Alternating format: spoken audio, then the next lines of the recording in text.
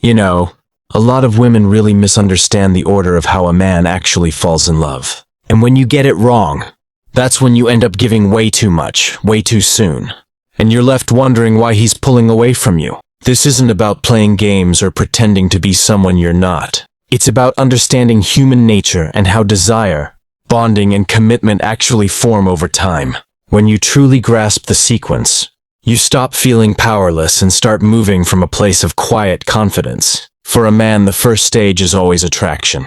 He has to feel the spark, the pull toward you before anything else can grow. Without it, nothing else really matters. That spark isn't only about appearance, it's about presence, energy, and the subtle cues you send with your confidence, your self-respect, and your own sense of joy. Attraction is the ignition.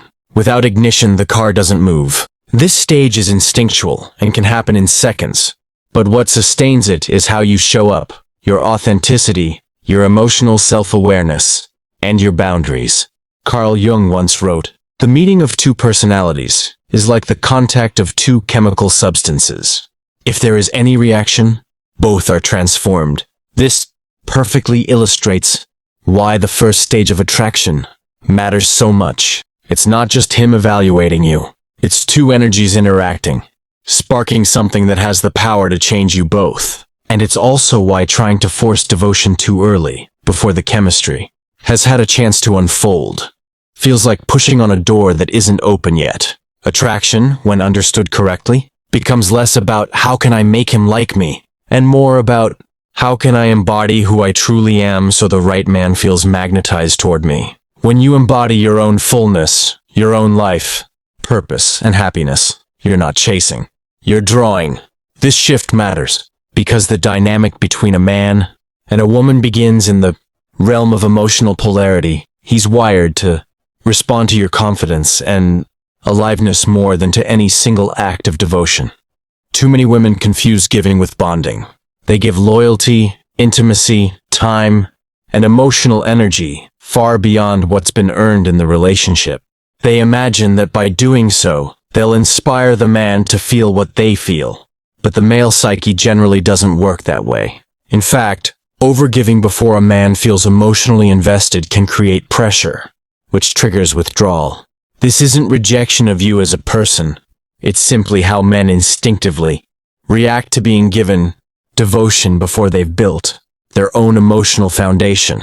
The first stage, attraction, is your moment to hold space rather than to rush. It's where you allow the spark to grow without trying to define the entire relationship. This is where mystery and anticipation live.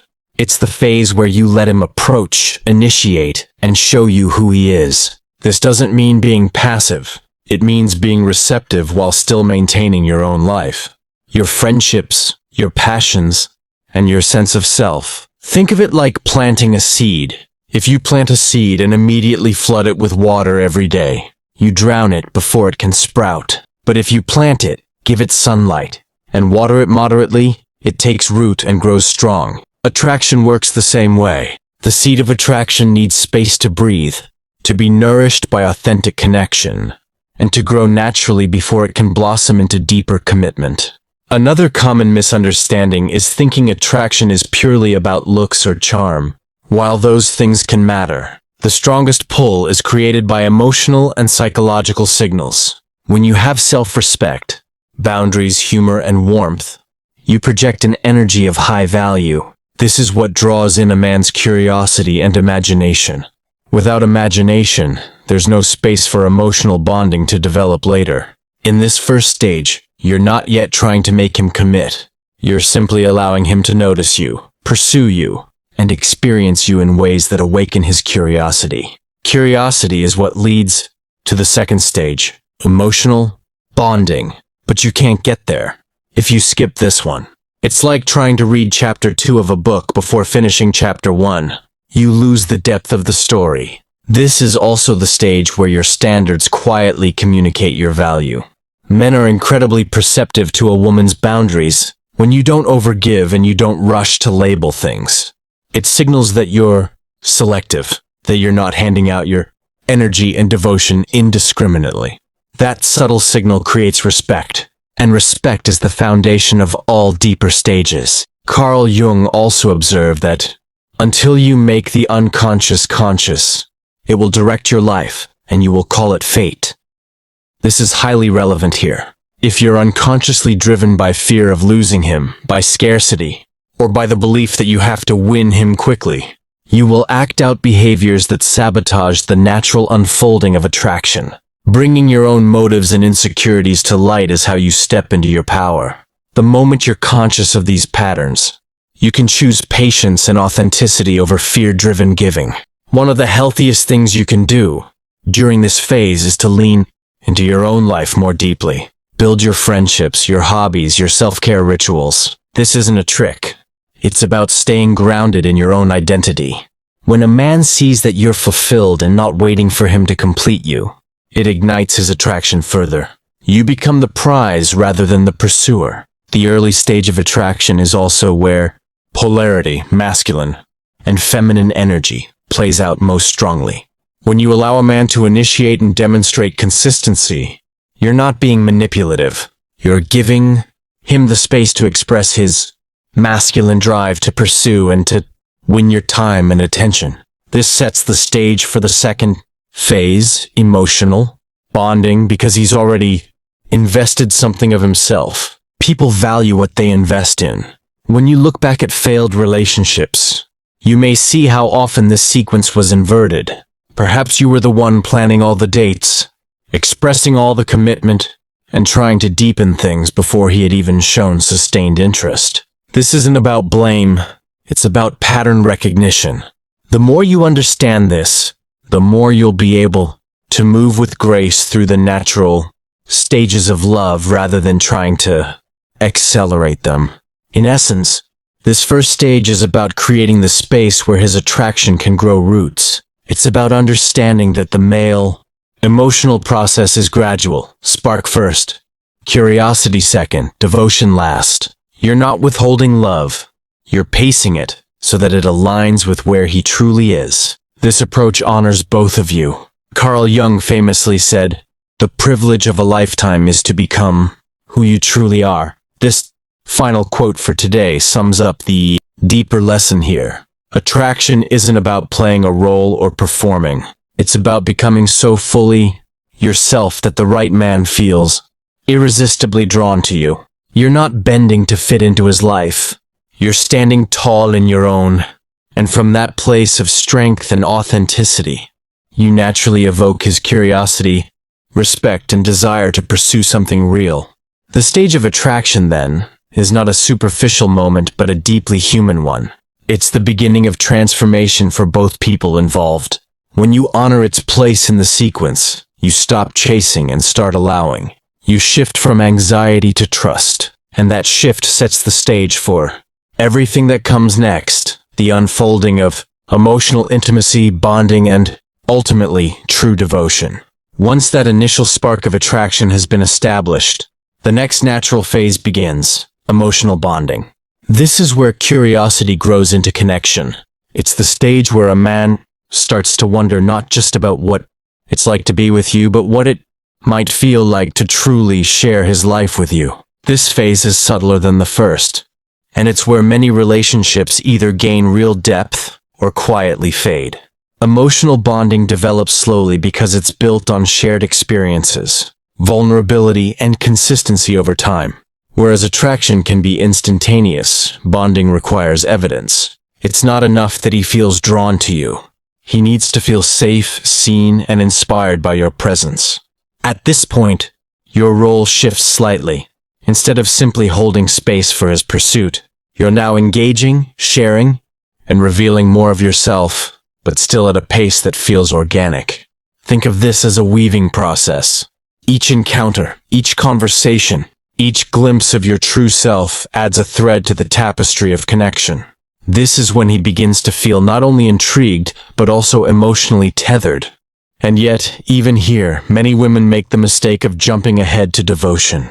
They see early signs of bonding and rush to give everything: commitment, exclusivity, sacrifice, before the foundation is sturdy. But like a house built too quickly, the structure can't hold. The essence of emotional bonding lies in reciprocity. You're opening up gradually, allowing him to see your real values, your real thoughts, your real life. He, in turn, must also show his vulnerability, his consistency, and his willingness to invest emotionally. This is the stage where boundaries remain important, but where warmth and empathy deepen. It's no longer just about being attractive, it's about being authentic. Carl Jung wrote, "Your vision will become clear only when you can look into your own heart. Who looks outside dreams, who looks inside awakes." This idea is essential for the emotional bonding stage. If you're not in touch with your own heart, your own desires, your own patterns, you may unconsciously project fantasies onto him. You might see who you want him to be rather than who he truly is. Emotional bonding requires the courage to see reality as it is, not as you wish it to be. One powerful practice in this stage is presence.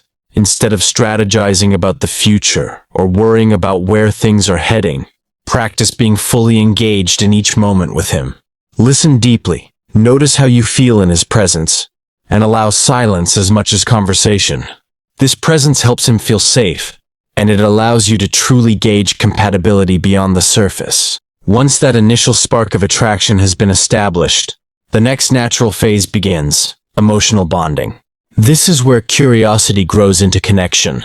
It's the stage where a man starts to wonder not just about what it's like to be with you, but what it might feel like to truly share his life with you. This phase is subtler than the first, and it's where many relationships either gain real depth or quietly fade.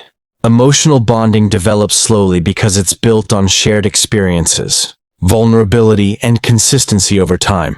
Whereas attraction can be instantaneous, bonding requires evidence. It's not enough that he feels drawn to you. He needs to feel safe, seen, and inspired by your presence.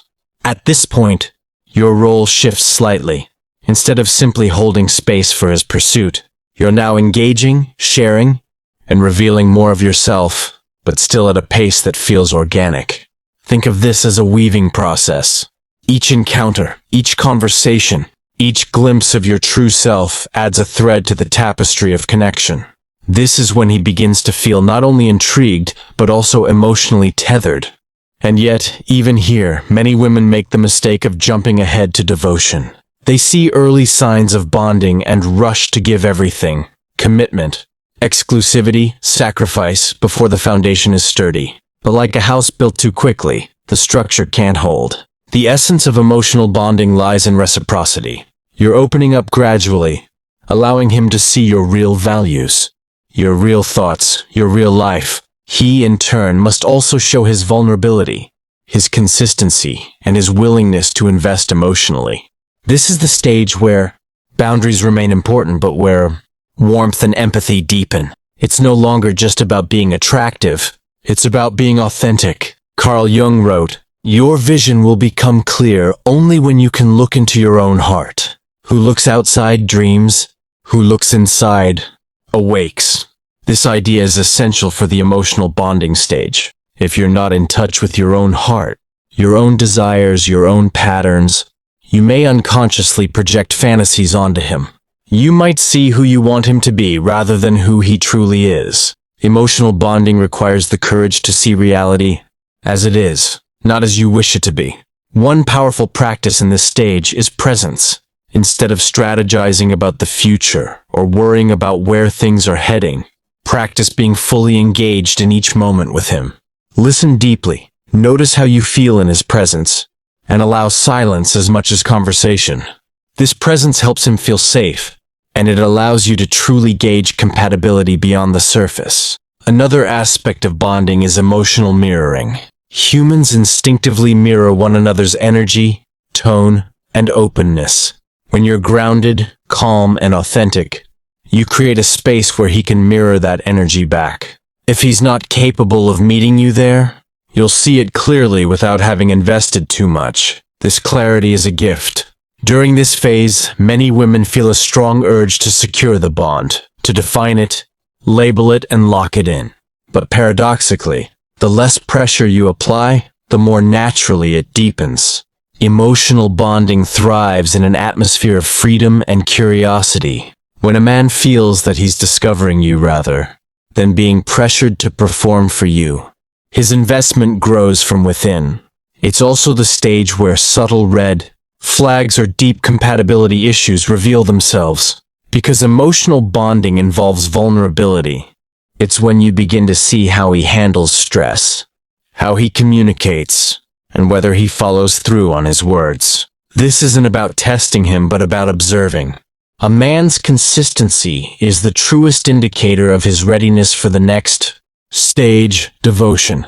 Think of bonding like building a bridge. You start from opposite shores, laying planks one by one. If you rush the process or build without support, the bridge collapses. But if you build slowly, measuring each plank, by the time you meet in the middle, the structure is strong enough to carry both of you.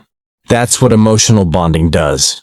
It creates a sturdy foundation for devotion. This stage is also where emotional intelligence plays a huge role. The way you communicate your needs, set boundaries, and express affection teaches him how to connect with you. If you express your needs with warmth and self-respect rather than accusation, he learns that intimacy with you feels safe. This encourages him to open further rather than retreat. A key mistake many people make is confusing emotional bonding with caretaking. They think, if I show him how nurturing I am, he'll bond with me faster. But caretaking, especially when unsolicited, can backfire. True bonding is mutual. It's about both partners revealing themselves, supporting each other in appropriate ways, and learning to trust the exchange. This phase is also about showing, not telling, your standards and values. By how you live, how you treat yourself, and how you handle challenges, you're communicating who you are. If a man feels aligned with your values and inspired by your presence, his emotional connection deepens organically. Carl Jung's insight about the unconscious applies here as well. Many women unconsciously reenact old attachment patterns in this stage, clinging if they fear abandonment, withdrawing if they fear rejection. Bringing awareness to these patterns allows you to stay present and authentic instead of reactive. It's in this middle stage that your self-awareness will protect you most. Think of emotional bonding as a dance of intimacy. In a good dance, both partners listen to the rhythm and respond to each other's movements. One leads and the other follows, but both are attuned.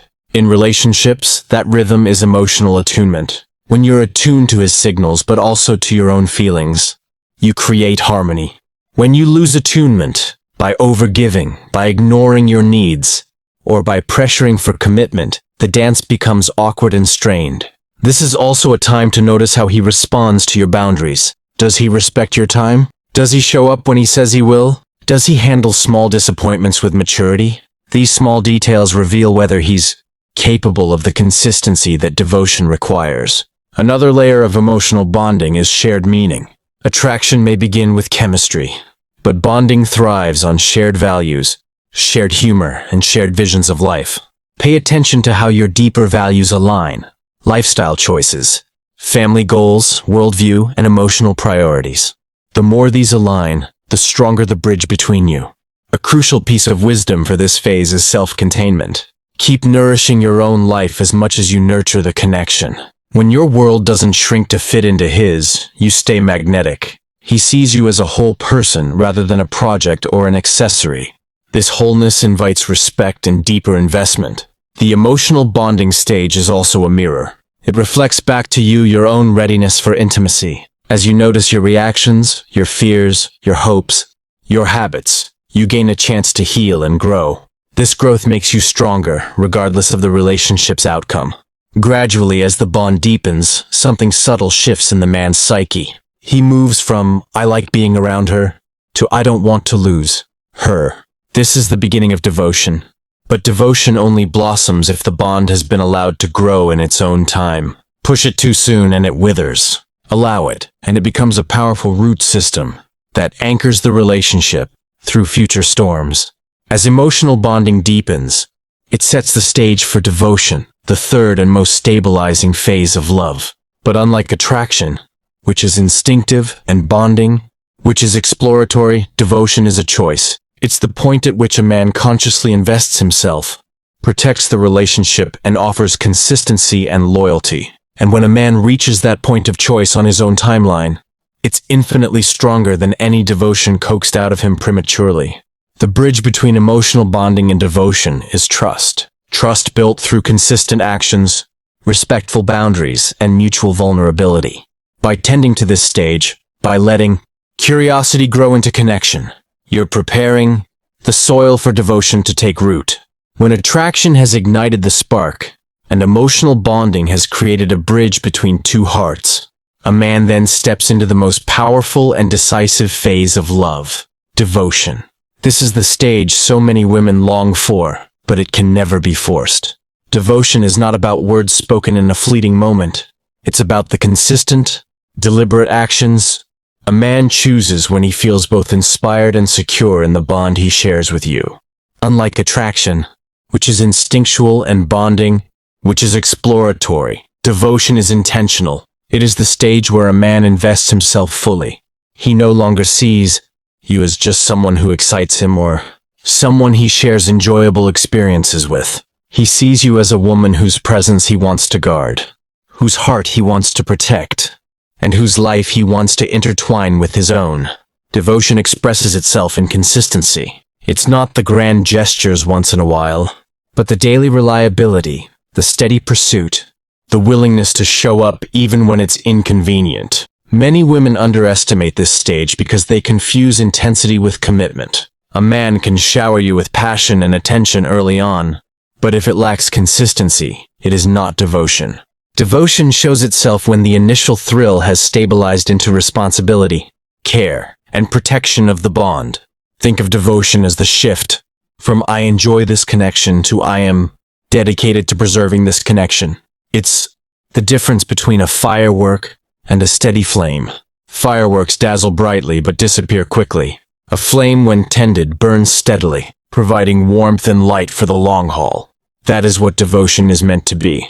Carl Jung once said, "The meeting of two personalities is like the contact of two chemical substances. If there is any reaction, both are transformed."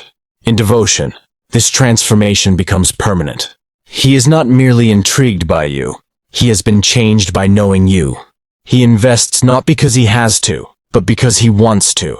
His loyalty grows out of the fact that your bond has become part of his identity. For a man, devotion is not passive. It involves effort, planning, and sacrifice.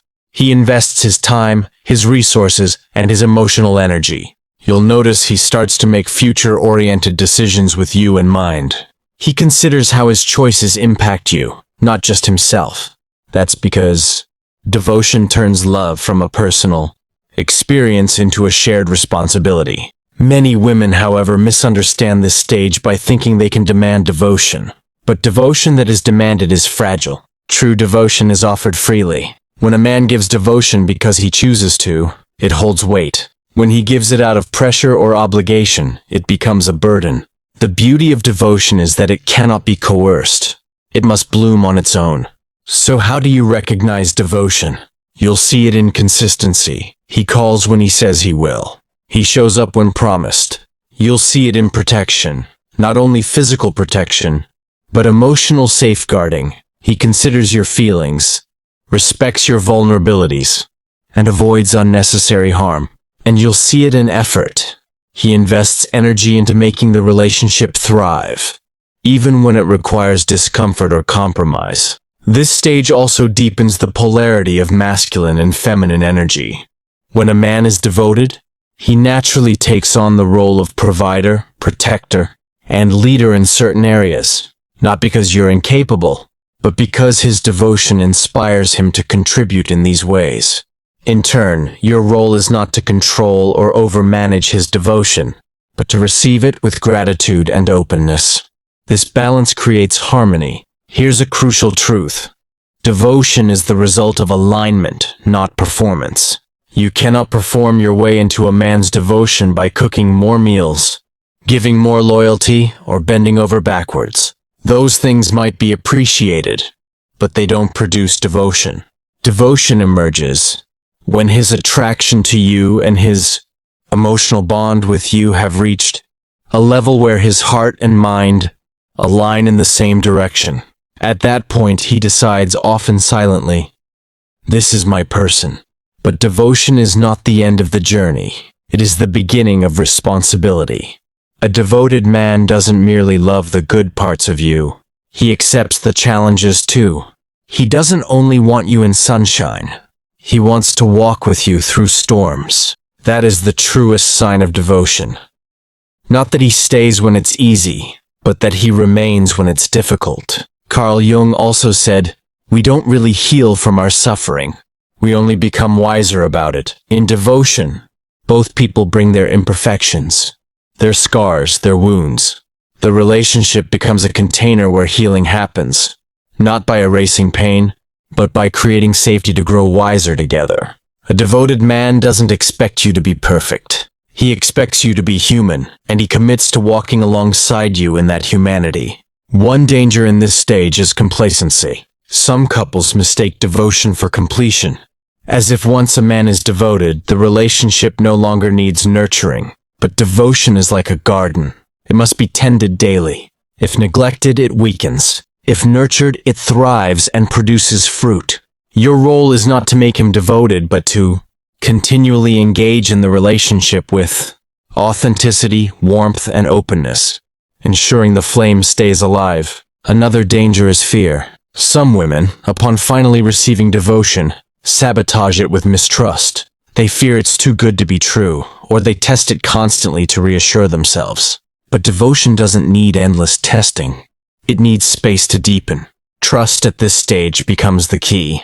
When you trust his devotion, you give him the freedom to keep proving it, not by being tested, but by being welcomed.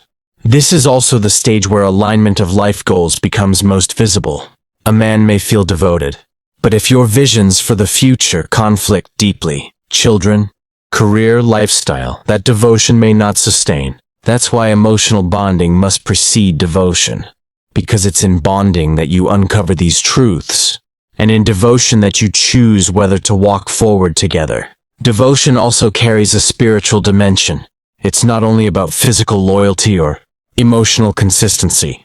It's about reverence for the bond itself. A devoted man protects the us that exists between you. He recognizes that the relationship is not just you and him individually, but a third entity that needs care. He becomes not only your partner, but also a guardian of the connection. One of the most beautiful aspects of devotion is that it brings peace. Attraction excites, bonding intrigues, but devotion calms. It provides stability, a sense that you can exhale, that you are no longer questioning where you stand. For many women, this is the fulfillment of what they've longed for, not intensity without security, but passion anchored by trust. The key to devotion, however, is to let it unfold naturally. It may come faster with one man, slower with another, but it cannot be skipped. Each stage builds upon the last, and when you respect the order, attraction first, bonding second, devotion third, you create a relationship that has the strength to last. Carl Jung once observed, knowing your own darkness is the best method for dealing with the darkness of other people. Devotion is where this wisdom becomes real. To devote yourself is to see not only the light in someone but also their shadows, and to choose them anyway. A devoted man does not idolize you. He accepts you, and in turn you learn to accept him fully. That is the essence of mature love. So devotion is not about blind loyalty or grand declarations. It is about steady investment, about choosing again and again to nurture the bond, about protecting it against outside forces and internal fears. It is the point where love becomes both a feeling and a decision. And when devotion arises from its natural place in the sequence, it forms the bedrock of lasting partnership. From here, another layer begins to emerge, one that extends beyond the personal into the realm of shared vision, legacy, and partnership. Because when a man is devoted, he begins to imagine not only how to love you, but how to build a life with you. When a man has reached devotion, something profound begins to shift. He's no longer simply showing consistency or making sure you feel secure. He begins to imagine a future where his identity is tied not just to who he is alone, but to who he is with you. This stage is not just about feelings. It's about building. It's where love transforms from a personal experience into a shared vision of life. Attraction lit the spark. Emotional bonding deepened the connection. Devotion anchored it in consistency. Now the relationship enters a new dimension. Partnership. This is where two lives begin to merge into one shared story. It's the phase where I and you become we. Partnership is not about losing yourself in another person. In fact, the healthiest partnerships arise when two whole people come together, each strong in their individuality, yet willing to intertwine their paths. Carl Jung once wrote, "The privilege of a lifetime is to become who you truly are." And the paradox is this: in a lasting relationship, becoming who you truly are happens not in isolation but within the mirror of another. Through partnership, you are stretched, challenged, and refined. This stage requires maturity. Devotion may make a man want to stay, but partnership demands he learn how to build. It's no longer about feelings alone. It's about practical choices. Where will we live? How will we handle money? What kind of family do we want to create? Or do we want one at all? How do we support each other's dreams? These are the questions that transform love from passion into structure. Partnership is about alignment of vision. If you imagine life as a journey, devotion is the decision to walk side by side. Partnership is choosing the direction of the road together. This is why many couples stumble after devotion. They love each other, they're loyal to each other, but they've never clarified where they're actually going. Without shared direction, even devotion can feel aimless. So what sustains a lasting partnership? The first pillar is communication. Not just talking, but listening, clarifying, and being willing to sit in discomfort when disagreements arise. In this stage, conflicts are not signs of doom, but opportunities for growth. They reveal where your values, needs, or expectations differ, and whether those differences can be bridged. The second pillar is shared responsibility. Devotion might make him protect the bond, but partnership means both of you protect and nurture it together. It's no longer about one person investing more than the other. It's about both carrying the weight of life's challenges, whether it's finances, household tasks, or emotional labor. A true partnership is marked by fairness and mutual respect. The third pillar is vision. A partnership without vision is like a ship without a compass. It drifts. But when you share a vision, every choice aligns with something greater than the present moment. This vision could be raising children, building a home, creating a business together, or simply crafting a life filled with adventure and growth. The vision doesn't have to look like anyone else's, but it must be yours, built by both of you. And finally, the fourth pillar is intimacy. Not just physical intimacy, though that remains important, but emotional and spiritual intimacy as well. In partnership, intimacy deepens through trust, vulnerability, and presence. It's the comfort of knowing you are truly seen and still chosen. Here is where another layer of polarity comes into play. In devotion, a man chooses to protect the bond. In partnership, he chooses to co-create the future. This requires him to step even more fully into his masculine energy, not in dominance, but in direction. And it invites you to rest more fully in your feminine essence, not in passivity, but in receptivity and trust. Together, these energies weave a balance that sustains harmony. But partnership is not without challenges. Life will test your bond in countless ways: financial strain, external pressures, family dynamics, even personal insecurities that resurface. The difference now is that these challenges are not faced alone. Partnership is a container strong enough to hold storms, provided both partners keep tending to the foundation. A lasting partnership is not built on the absence of struggle, but on the ability to repair. Every couple will face moments of misunderstanding, disappointment, or conflict. What separates those who thrive from those who collapse is the willingness to repair through apology, forgiveness, and renewed commitment. And just as important as repair is growth, a static partnership eventually withers. Human beings are not meant to remain stagnant, and neither are relationships. A thriving couple continually seeks growth, individually and together. They ask, how can we evolve not only as lovers, but as partners, as friends, as co-creators of a meaningful life? Carl Jung captured this truth when he said, "Knowing your own darkness is the best method for dealing with the darkness of other people. In partnership, this becomes reality. You will inevitably encounter your partner's shadows, just as he will encounter yours. But when you have faced your own darkness, you can meet his with compassion rather than fear. You recognize that his imperfections do not diminish his devotion but humanize it. Together, you learn to hold both the light and the shadow." A lasting relationship also requires honoring individuality within togetherness. Devotion might feel like merging completely, but partnership calls for balance. You are two people, each with unique passions, needs, and callings. A healthy bond allows space for both. When individuality is suppressed, resentment grows. When individuality is celebrated, partnership thrives. One of the most overlooked aspects of lasting love is play. Partnership can become heavy if it's only about responsibilities and vision. The couples who last are those who continue to laugh, to explore, to surprise each other. Play keeps the spark alive, reminding you that love is not only about surviving together, but about enjoying life together. Another marker of true partnership is legacy. Legacy doesn't always mean children.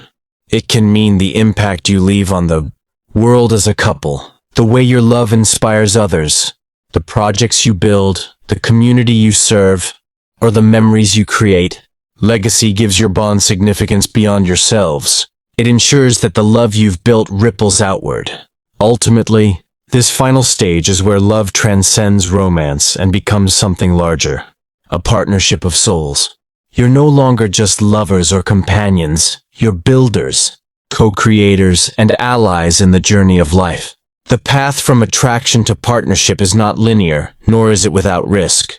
Attraction can fade if not nurtured. Bonding can break if not respected. Devotion can weaken if not reciprocated. Partnership can collapse if vision is not shared. But when each stage is honored in sequence, a love story emerges that is both passionate and enduring. For women, the greatest lesson is patience and trust in the process. Love doesn't need to be rushed. Each stage has its own beauty, its own role, its own wisdom. When you let a man move through attraction, bonding, and devotion at his natural pace, partnership blossoms not out of pressure but out of truth. And perhaps this is the deepest wisdom. Real love is not something you chase.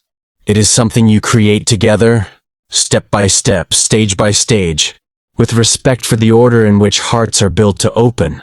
When you allow this unfolding, you don't just win a man's attention, you gain his devotion, his partnership, and a shared vision that can carry you through a lifetime. Ready to unlock more powerful insights on love, relationships, and the psychology of attraction? Don't miss out on the next video. Hit subscribe and tap the notification bell so you never skip a step in creating the connection you truly deserve. By subscribing, you'll get weekly strategies on how men fall in love, how to build emotional intimacy, and how to inspire lasting devotion straight to your feed. Subscribe now and join thousands of women transforming the way they understand men, love, and commitment. Your next breakthrough could be just one click away.